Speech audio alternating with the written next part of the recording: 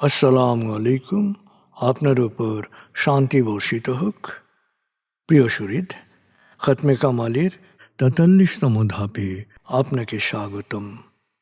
আপনি জানেন, রোগ শোক, বিপদ আপদ, আসমানি জমিনি বালা মুসিবত, সকল ধরনের অস্থিরতা, অশান্তি, অনিশ্চয়তা, নিরাপত্তাহীনতা, দুর্যোগ, দুর্বিপাক, আজাব গজব থেকে মুক্তির জন্যে খতমে কামালি এক সহজ আমল।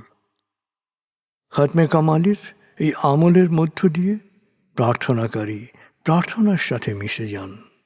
আসলে প্রার্থনাকারী যখন প্রার্থনার সাথে মিশে যান, তখন প্রার্থনা কবুল হয়। খতমে কামালি প্রার্থনা কবুলের এই পরম মুহূর্তে আপনাকে নিয়ে যাবে।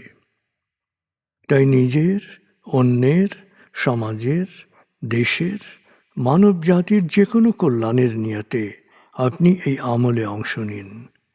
আপনি সকল বিপদ আপদ, বালা মুসিবত মুক্ত হন।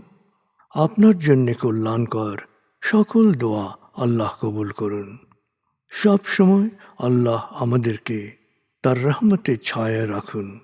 এই কামনা করে আমি শহীদ আল বুখারী মহাজাতক খতমে কামালির পুরো প্রক্রিয়ায় আপনার সাথে থাকছি। আসুন এবার আমরা ডুবে যাই সত্যের গভীরে।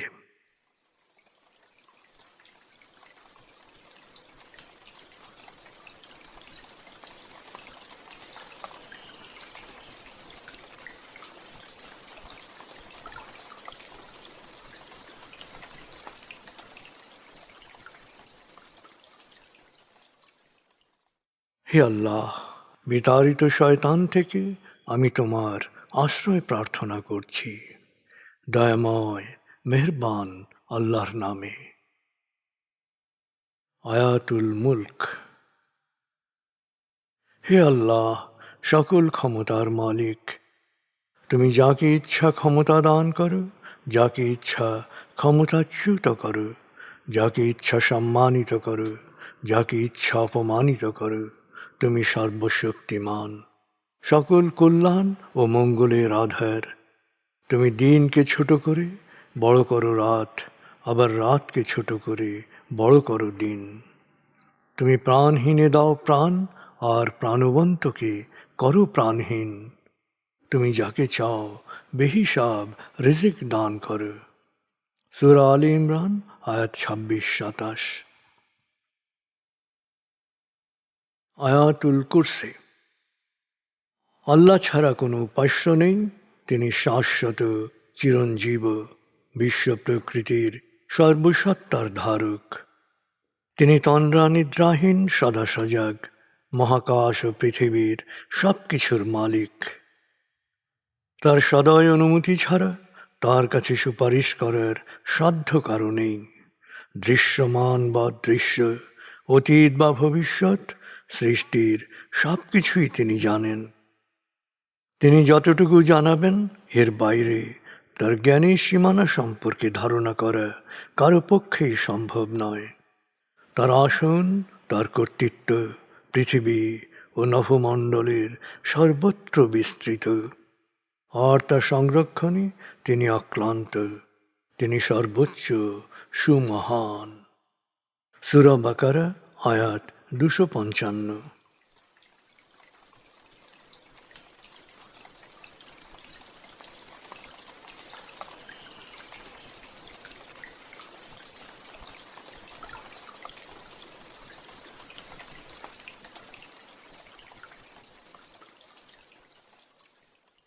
আসুন আমরা ধীরে ধীরে ডুবে যাই হৃদয়ের গভীরে নবী প্রেমে।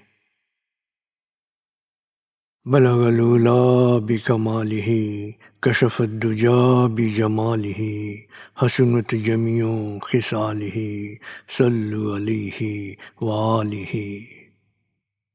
بلغ العلا بكماله كشف الدجى بجماله حسنت جميع خصاله صلوا عليه وآله।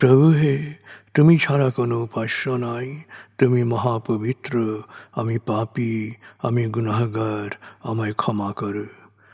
প্রভু হে, তুমি ছাড়া কোনো উপাস্য নাই, তুমি মহাপবিত্র, আমি পাপী, আমি গুনাহগার, আমায় ক্ষমা করো। প্রভু হে, তুমি ছাড়া কোনো উপাস্য নাই, তুমি মহাপবিত্র, আমি পাপী, আমি গুনাহগার, আমায় ক্ষমা করো। প্রভু হে, তুমি ছাড়া কোনো উপাস্য নাই, তুমি মহাপবিত্র, আমি পাপী, আমি গুনাহগার, আমায় ক্ষমা করো। প্রভু হে, তুমি ছাড়া কোনো উপাস্য নাই, তুমি মহাপবিত্র, আমি পাপী, আমি গুনাহগার, আমায় ক্ষমা করো। প্রভু হে, তুমি ছাড়া কোনো উপাস্য নাই, তুমি মহাপবিত্র, আমি পাপী, আমি গুনাহগার, আমায় ক্ষমা করো। প্রভু হে, তুমি ছাড়া কোনো উপাস্য নাই, তুমি মহাপবিত্র, আমি পাপী, আমি গুনাহগার, আমায় ক্ষমা করো। প্রভু হে, তুমি ছাড়া কোনো উপাস্য নাই, তুমি মহাপবিত্র, আমি পাপী, আমি গুনাহগার, আমায় ক্ষমা করো। প্রভু হে, তুমি ছাড়া কোনো উপাস্য নাই, তুমি মহাপবিত্র, আমি পাপী, আমি গুনাহগার, আমায় ক্ষমা করো। প্রভু হে, তুমি ছাড়া কোনো উপাস্য নাই, তুমি মহাপবিত্র, আমি পাপী, আমি গুনাহগার, আমায় ক্ষমা করো। প্রভু হে, তুমি ছাড়া কোনো উপাস্য নাই, তুমি মহাপবিত্র, আমি পাপী, আমি গুনাহগার, আমায় ক্ষমা করো। প্রভু হে, তুমি ছাড়া কোনো উপাস্য নাই, তুমি মহাপবিত্র, আমি পাপী, আমি গুনাহগার, আমায় ক্ষমা করো। প্রভু হে, তুমি ছাড়া কোনো উপাস্য নাই, তুমি মহাপবিত্র, আমি পাপী, আমি গুনাহগার, আমায় ক্ষমা করো। প্রভু হে, তুমি ছাড়া কোনো উপাস্য নাই, তুমি মহাপবিত্র, আমি পাপী, আমি গুনাহগার, আমায় ক্ষমা করো। প্রভু হে, তুমি ছাড়া কোনো উপাস্য নাই, তুমি মহাপবিত্র, আমি পাপী, আমি গুনাহগার, আমায় ক্ষমা করো। প্রভু হে, তুমি ছাড়া কোনো উপাস্য নাই, তুমি মহাপবিত্র, আমি পাপী, আমি গুনাহগার, আমায় ক্ষমা করো। প্রভু হে, তুমি ছাড়া কোনো উপাস্য নাই, তুমি মহাপবিত্র, আমি পাপী, আমি গুনাহগার, আমায় ক্ষমা করো। প্রভু হে, তুমি ছাড়া কোনো উপাস্য নাই, তুমি মহাপবিত্র, আমি পাপী, আমি গুনাহগার, আমায় ক্ষমা করো।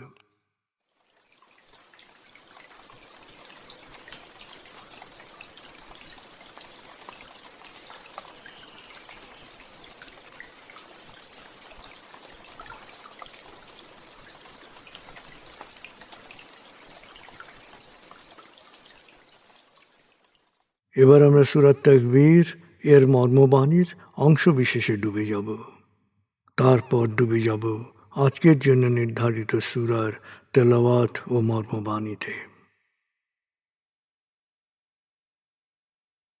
81 সূরা তাকবীর। দয়াময় মেহেরবান আল্লাহর নামে।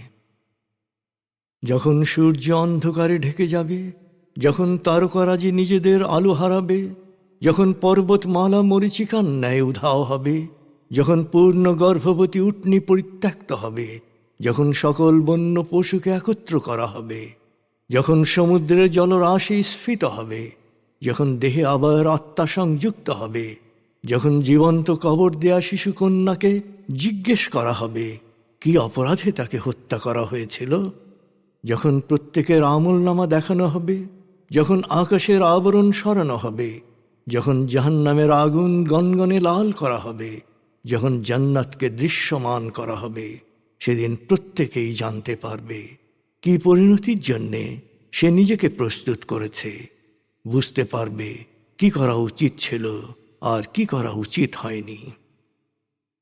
সাক্ষী আবর্তনশীল নক্ষত্র, কক্ষপথে দৃশ্যমান গ্রহসমূহ যা এক সময় অদৃশ্য হয়, সাক্ষী রাতের অবসান মুহূর্ত এবং প্রভাতের আগমন কাল।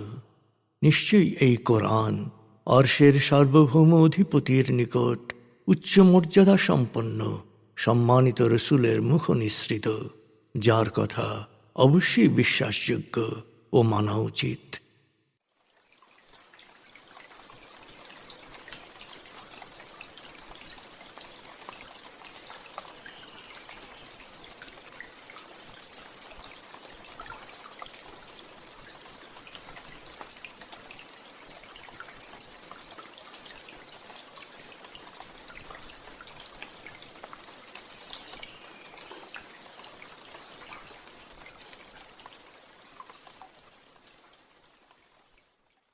এবার আমরা সূরা নামাল ৪৫ থেকে ৬৬ আয়াতের তেলাওয়াত ও মর্মবাণীর গভীরে ডুবে যাব।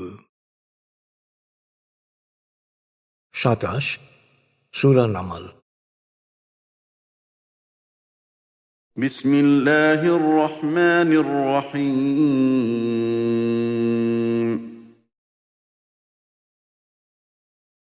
ولقد أرسلنا إلى ثمود أخاهم صالحا أن اعبدوا الله فإذا هم فريقان يختصمون قال يا قوم لم تستعجلون بالسيئة قبل الحسنة لولا تستغفرون الله لعلكم ترحمون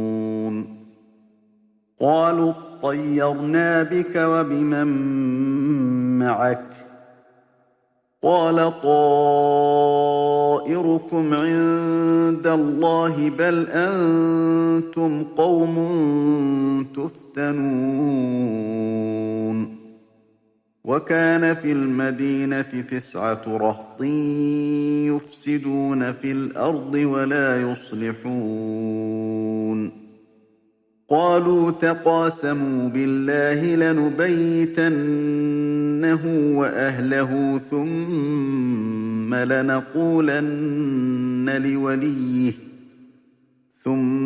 لنقولن لوليه ما شهدنا مهلك أهله وإنا لصادقون ومكروا مكرا ومكرنا مكرا وهم لا يشعرون فانظر كيف كان عاقبة مكرهم أنا دمرناهم وقومهم أجمعين فتلك بيوتهم خاوية بما ظلموا إن في ذلك لآية لقوم يعلمون وأنجينا الذين آمنوا وكانوا يتقون ولوطا إذ قال لقومه أتأتون الفاحشة وأنتم تبصرون أئنكم لتأتون الرجال شهوة من دون النساء بل أنتم قوم تجهلون فما كان جواب قومه إلا أن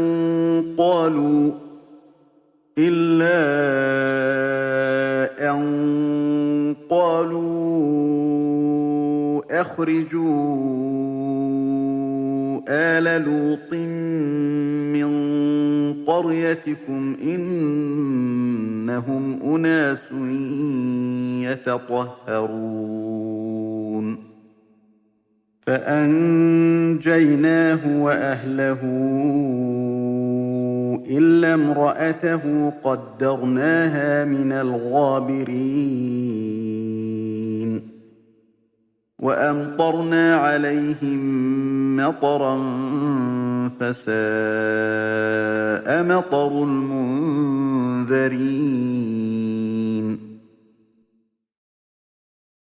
قل الحمد لله وسلام على عباده الذين اصطفى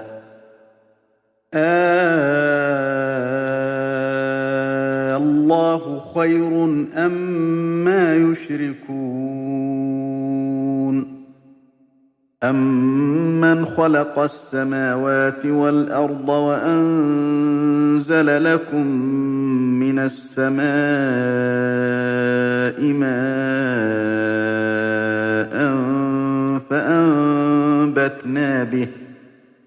فَأَنبَتْنَا بِهِ حَدَائِقَ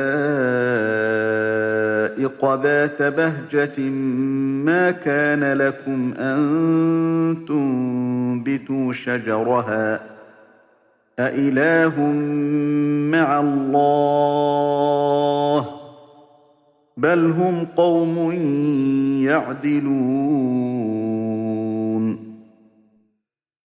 أَمَّن جَعَلَ الْأَرْضَ قَرَارًا وَجَعَلَ خِلَالَهَا أَنْهَارًا وَجَعَلَ لَهَا رَوَاسِيَ وَجَعَلَ بَيْنَ الْبَحْرَيْنِ حَاجِزًا ۗ أَإِلَٰهٌ مَّعَ اللَّهِ ۚ بَلْ أَكْثَرُهُمْ لَا يَعْلَمُونَ أَمَّن يُجِيبُ الْمُضْطَرَّ إِذَا دَعَاهُ وَيَكْشِفُ السُّوءَ وَيَجْعَلُكُمْ خُلَفَاءَ الْأَرْضِ ۗ أَإِلَٰهٌ مَّعَ اللَّهِ ۚ قَلِيلًا مَّا تَذَكَّرُونَ أَمَّن يَهْدِيكُمْ فِي ظُلُمَاتِ الْبَرِّ وَالْبَحْرِ وَمَن يُرْسِلُ الرِّيَاحَ بُشْرًا بَيْنَ يَدَيْ رَحْمَتِهِ ۗ أَإِلَٰهٌ مَّعَ اللَّهِ ۚ تَعَالَى اللَّهُ عَمَّا يُشْرِكُونَ أَمَّن يَبْدَأُ الْخَلْقَ ثُمَّ يُعِيدُهُ وَمَن يَرْزُقُكُم مِّنَ السَّمَاءِ وَالْأَرْضِ ۚ أَإِلَٰهٌ مَّعَ اللَّهِ ۚ قُلْ هَاتُوا بُرْهَانَكُمْ إِن كُنتُمْ صَادِقِينَ قُل لَّا يَعْلَمُ مَن فِي السَّمَاوَاتِ وَالْأَرْضِ الْغَيْبَ إِلَّا اللَّهُ ۚ وَمَا يَشْعُرُونَ أَيَّانَ يُبْعَثُونَ بَلِ ادَّارَكَ عِلْمُهُمْ فِي الْآخِرَةِ بَلْ هُمْ فِي شَكٍّ مِّنْهَا بَلْ هُم مِّنْهَا عَمُونَ দয়াময় মেহেরবান আল্লাহর নামে। আমি সামুদ সম্প্রদায়ের কাছে তাদের ভাই সালেহকে এই বাণী দিয়েছিলাম যে তোমরা আল্লাহর ইবাদত করো, কিন্তু তারা দুই দলে বিভক্ত হয়ে বিতর্কে মেতে উঠল। সালেহ ওদের বলল, হে আমার সম্প্রদায়, তোমরা কেন কল্যাণের পরিবর্তে অকল্যাণকে ত্বরান্বিত করতে চাচ্ছ? তোমরা আল্লাহর কাছে ক্ষমা চাচ্ছ না কেন? ক্ষমা চাইলে তোমরা তার অনুগ্রহ ভাজন হবে। সম্প্রদায়ের নেতারা বলল, তোমাকে ও তোমার সঙ্গীদেরকে আমরা অশুভ ও অকল্যাণের প্রতীক মনে করি। জবাবে সালেহ বলল, তোমাদের শুভাশুভের ইখতিয়ার তো আল্লাহর হাতে, এটা তো তোমাদের জন্যে এক পরীক্ষা। সেই জনপদে 9 জন গোত্রপতি ক্রমাগত ফাসাদ ও বিপর্যয় সৃষ্টি করত এবং নিজেদের শুধরে নেয়ার ব্যাপারে তাদের কোনো আগ্রহ ছিল না। ওরা পরস্পরকে বলল, চলো আমরা আল্লাহর নামে শপথ করি যে আমরা রাতে পরিবার পরিজন সহ তাকে হত্যা করব। তারপর তার নিকটাত্মীয়দের কাছে জোর দিয়ে বলবো, তাদের মেরে ফেলতে আমরা কাউকে দেখিনি, আমরা অবশ্যই সত্য বলছি। ওরা ষড়যন্ত্র করেছিল, আমিও নিগূঢ় কৌশল অবলম্বন করলাম, কিন্তু ওরা তার কিছুই বোঝেনি। এখন দেখো ওদের চক্রান্তের করুণ পরিণতি। আমি ওদের সহ পুরো সম্প্রদায়কেই ধ্বংস করে দিয়েছি। জনশূন্য বিধ্বস্ত ঘর বাড়িগুলো এখন ওদের সীমালঙ্ঘনেরই সাক্ষী। জ্ঞানীদের জন্য এতে শিক্ষণীয় নিদর্শন রয়েছে। আর যারা বিশ্বাসী ও আল্লাহ সচেতন ছিল, আমি তাদের উদ্ধার করেছি। স্মরণ করো লূতের কথা। সে তার সম্প্রদায়কে বলেছিল, তোমরা সজ্ঞানে কেন অশ্লীল কাজ করছ? যৌন তৃপ্তির জন্য নারীকে ছেড়ে পুরুষে উপগত হচ্ছ। তোমরা তো দেখছি ভালো মন্দ বোধহীন সম্প্রদায়। জবাবে সম্প্রদায়ের নেতারা বলল, লূত পরিবারকে তোমাদের লোকালয় থেকে বের করে দাও, ওরা বড় পবিত্র শাস্তি চায়। তারপর আমি তার স্ত্রী ছাড়া লূত পরিবারকে উদ্ধার করলাম, কিন্তু স্ত্রী পেছনে রয়ে গেল। আমি ওদের উপর ভয়ঙ্কর কঙ্কর বর্ষণ করলাম, আর এই ভয়াবহ পরিণতির জন্য ওদের আগেই সতর্ক করা হয়েছিল। হে নবী, বলো, সকল প্রশংসা আল্লাহর, আর সালাম তার মনোনীত বান্দাদের প্রতি। ওদের জিজ্ঞেস করো, শ্রেষ্ঠ কে, আল্লাহ না যাদেরকে ওরা উপাস্য হিসেবে আল্লাহর সাথে শরিক করে তারা? পারা 20। বলে, মহাকাশ ও পৃথিবী কে সৃষ্টি করেছেন? আকাশ থেকে কে তোমাদের জন্য পানি বর্ষণ করেন? আর এই পানি দিয়েই আমি শ্যামল দৃষ্টিনন্দন বাগান সাজাই। অথচ একটি বীজের অঙ্কুরোদ্গম করার ক্ষমতাও তোমাদের নেই। অতএব আল্লাহর সাথে অন্য কোনো উপাস্য থাকতে পারে কি? না, কখনো নয়। তারপরও বাস্তবে এমন লোক আছে যারা সত্যপথ থেকে দূরে সরে যায়। বলো, কে পৃথিবীকে মানুষের বাস উপযোগী করেছেন? কে জমিনের বুকে নদ নদী প্রবহমান করেছেন, সুদৃঢ় পর্বত স্থাপন করেছেন? কে দুই প্রবহমান স্রোতধারার মধ্যে অদৃশ্য অন্তরায় সৃষ্টি করেছেন? অতএব আল্লাহর সাথে অন্য কোনো উপাস্য থাকতে পারে কি? না, কখনো নয়। তবু অনেক মানুষ স্বাভাবিক বিচার বুদ্ধি প্রয়োগ থেকেও বিরত থাকে। বল, অসহায় ও বিপন্নের প্রার্থনায় কে সাড়া দেন? কে বিপদ মোচন করেন, দুঃখ কষ্ট দূর করেন? আর দুনিয়ায় কে তোমাদের খলিফা নিযুক্ত করেছেন? আল্লাহ ছাড়া অন্য কোনো উপাস্য থাকতে পারে কি? না, কখনো নয়। অথচ বিষয়টি নিয়ে অনেকেই কোনো চিন্তা ভাবনা করে না। বল, জমিনে বা পানিতে গভীর অন্ধকারে কে তোমাদের পথ প্রদর্শন করেন? অনুগ্রহ প্রেরণের পূর্বে কে সুসংবাদবাহী বায়ু প্রেরণ করেন? অতএব আল্লাহর সাথে অন্য কোনো উপাস্য থাকতে পারে কি? না, কখনো নয়। আসলে ওরা যাকে শরিক করে আল্লাহ তা থেকে অনেক অনেক ঊর্ধ্বে। বলে, কে প্রথম সবকিছু সৃষ্টি করেছেন? কে তা পুনঃসৃজন করবেন? কে তোমাদের আকাশ ও পৃথিবী থেকে জীবনোপকরণ দান করেছেন? অতএব আল্লাহর সাথে অন্য কোনো উপাস্য থাকতে পারে কি? না, কখনো নয়। হে নবী, শরিককারীদের বলো, তোমাদের দাবির সপক্ষে কোনো প্রমাণ থাকলে তা উপস্থিত করে। হে নবী, বলো, আল্লাহ ছাড়া মহাকাশ ও পৃথিবীর কারোই গায়েবের জ্ঞান নেই, এবং কখন তারা পুনরুত্থিত হবে তাও কারো জানা নেই। আসলে আখিরাত সম্পর্কে ওদের জ্ঞান লোপ পেয়েছে। বরং বলা যায় এ ব্যাপারে ওরা সন্দিগ্ধ, পুরোপুরি অন্ধ।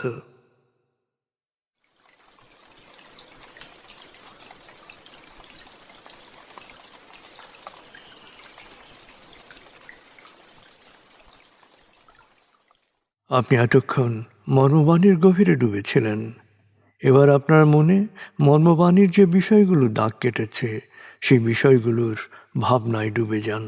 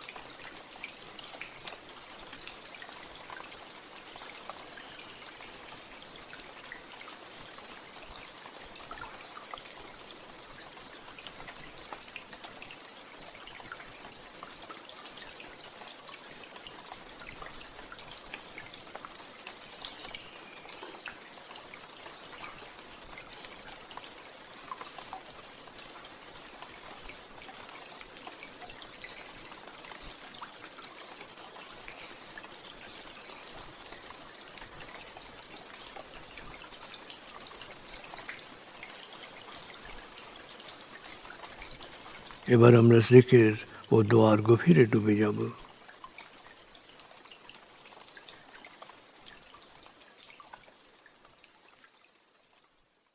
এবার হালকাভাবে চোখ বন্ধ করুন, লম্বা দম নিন, নাক দিয়ে দম নিন, আস্তে আস্তে মুখ দিয়ে দম ছাড়ুন। দম নেবেন পেটে, ছাড়বেন মুখ দিয়ে। দম নেওয়ার চেয়ে দম ছাড়তে সামান্য বেশি সময় নিন। দম নিতে নিতে ভাবুন প্রকৃতি থেকে অফুরন্ত প্রাণশক্তি শরীরে প্রবেশ করছে, আর দম ছাড়তে ছাড়তে ভাবুন শরীরের সকল দূষিত পদার্থ বাতাসের সাথে বেরিয়ে যাচ্ছে। নাক দিয়ে দম নিতে নিতে ভাবুন প্রকৃতি থেকে অফুরন্ত প্রাণশক্তি শরীরে প্রবেশ করছে, আর মুখ দিয়ে দম ছাড়তে ছাড়তে ভাবুন শরীরের সকল দূষিত পদার্থ বাতাসের সাথে বেরিয়ে যাচ্ছে। দম নিতে নিতে ভাবুন প্রকৃতি থেকে অফুরন্ত প্রাণশক্তি শরীরে প্রবেশ করছে। দম ছাড়তে ছাড়তে ভাবুন শরীরের সকল দূষিত পদার্থ বাতাসের সাথে বেরিয়ে যাচ্ছে। দম নিতে নিতে ভাবুন প্রকৃতি থেকে অফুরন্ত প্রাণশক্তি শরীরে প্রবেশ করছে, আর দম ছাড়তে ছাড়তে ভাবুন শরীরের সকল দূষিত পদার্থ বাতাসের সাথে বেরিয়ে যাচ্ছে। দম নিতে নিতে ভাবুন প্রকৃতি থেকে অফুরন্ত প্রাণশক্তি শরীরে প্রবেশ করছে, আর দম ছাড়তে ছাড়তে ভাবুন শরীরের সকল দূষিত পদার্থ বাতাসের সাথে বেরিয়ে যাচ্ছে। এবার দম স্বাভাবিক হতে দিন। স্বাভাবিকভাবে নাক দিয়ে দম নিয়ে নাক দিয়ে দম ছাড়ুন। আপনার অঙ্গ শিথিল ও নিষ্প্রাণ হয়ে আসছে। এবার নাক দিয়ে ধীরে ধীরে দম নিয়ে বেশ সময় নিয়ে ধীরে ধীরে নাক দিয়ে দম ছাড়ুন। দম নেওয়ার চেয়ে ছাড়ায় সময় একটু বেশি নিন। ধীরে ধীরে দম নিন, ধীরে ধীরে দম ছাড়ুন। ধীরে ধীরে দম নিন, ধীরে ধীরে দম ছাড়ুন। ধীরে ধীরে দম নিন, ধীরে ধীরে দম ছাড়ুন। ধীরে ধীরে দম নিন, ধীরে ধীরে দম ছাড়ুন।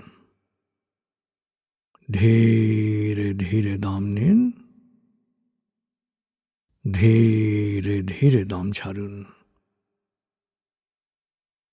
এবার দম স্বাভাবিক হতে দিন। আপনি এখন দম খেয়াল করুন। বাতাস নাক দিয়ে ফুসফুসে প্রবেশ করছে, আবার বেরিয়ে আসছে। আপনার পুরো মনোযোগ নাকে দমের প্রবেশ পথে দিন।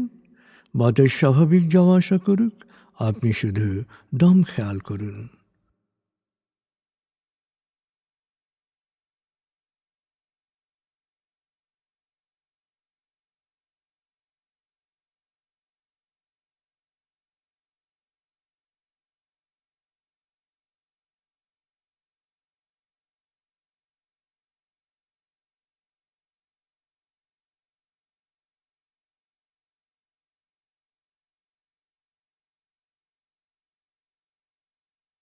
অনুভব করুন আপনার শরীর ভারী লাগতে শুরু করেছে। আরাম, আরাম, আরাম। অনুভব করুন শিথিলতা স্রোতের মতো, বরফ গলা পানির মতো আপনার মাথা থেকে শরীর বেয়ে নিচের দিকে নেমে যাচ্ছে।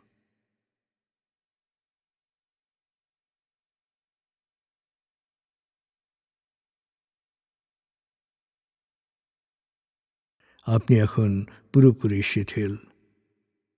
শিথিলায়নের গভীর স্তরে প্রবেশ করেছেন আপনি। আপনার ব্রেন ওয়েভ বিটা স্তর থেকে নেমে গেছে আলফায়।